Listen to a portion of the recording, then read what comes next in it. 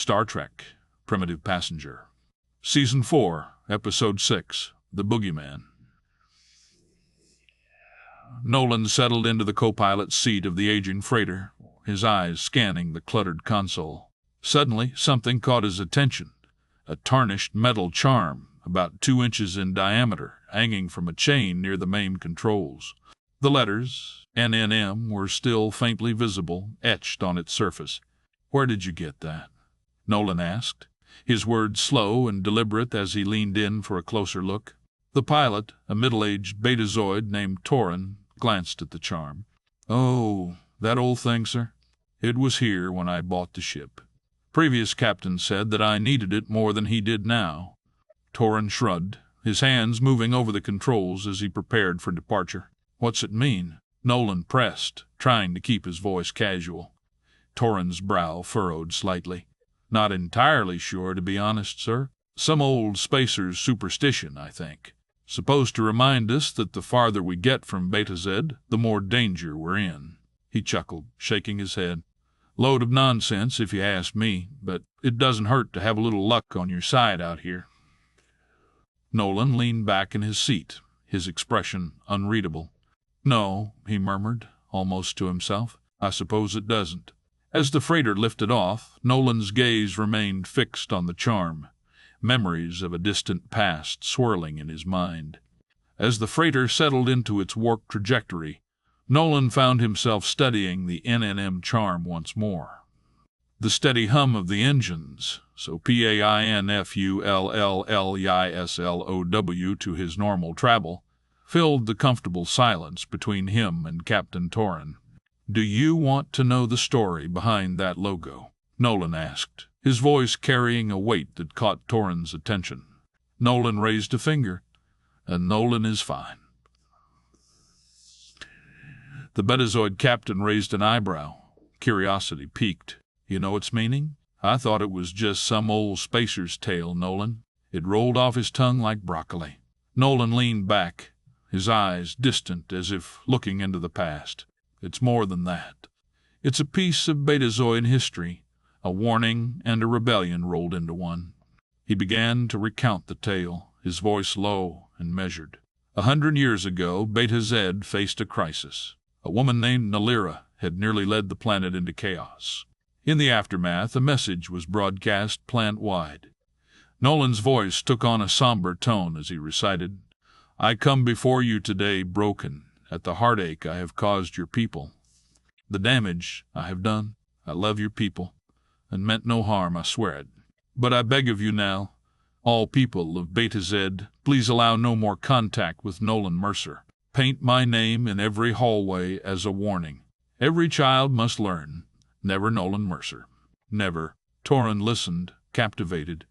Nolan continued, a hint of irony in his voice. "But you know how youth are. What was meant as a solemn warning became a rallying cry for rebellion. Teenagers armed with spray cans took to the streets, painting 'Never Nolan Mercers' everywhere they could reach." He gestured to the charm. NMM. Never Nolan Mercer. I'm sure some spacer's mom or grandma gave him this. Remember, he's still out there, the farther you go. Watch out for Nolan Mercer." Torin's expression softened as he processed Nolan's words. "You know," he began, his voice thoughtful, "it's strange to think about how different things were back then. The way that young girl suffered, it's unthinkable now." Nolan looked at him, curiosity replacing the weariness in his eyes. "These days," Torin continued, "Betazoid children start training from a very young age to dangerous situations. And if anyone experiences something like what happened then, it's just an overnight stay at a clinic and some follow-ups. Simple, really." He shook his head. "It's almost ridiculous to think that lacking such basic procedures nearly ended our whole society." Nolan leaned forward, his interest piqued. "You're saying it wouldn't be a problem now?" "Not at all," Torin replied. "And not to mention the scorn you must have faced over something completely innocent." He gestured broadly, encompassing the ship and the charm. "It's absurd that we were so backward that one chance encounter could take us down and create a generational boogeyman named Nolan Mercer." Nolan sat back, a complex mix of emotions playing across his face. Relief, regret, and a hint of bitter amusement warred in his eyes.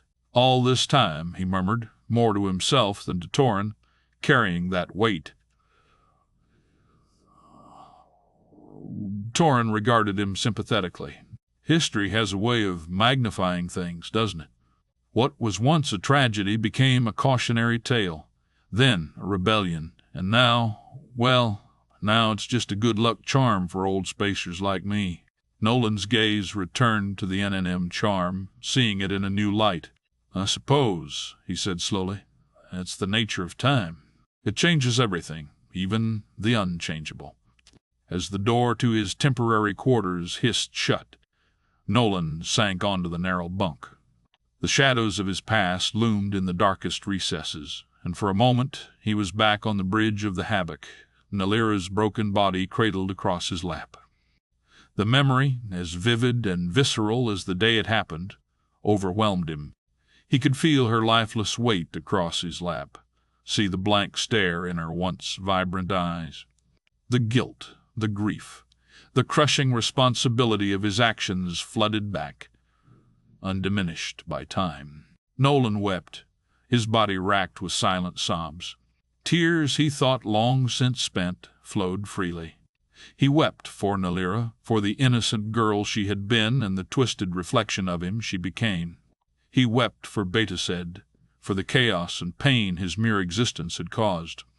But most of all, he wept for the centuries of solitude, for the burden of memory that never faded, for the man he once was and could never be again. As the tears finally subsided, leaving him hollow and spent, Nolan found himself facing a new reality. The weight he had carried for so long, the guilt, the self-imposed exile, had been based on a world that no longer existed. Betazed had healed, had grown beyond the tragedy he'd inflicted upon it. In the quiet of his temporary quarters, as the starship hummed softly around him, Nolan Mercer pulled himself together, rebuilt his facade, and prepared to depart. "Sweet Nalira," he whispered, as the echo of her lifeless eyes blinded him from all else.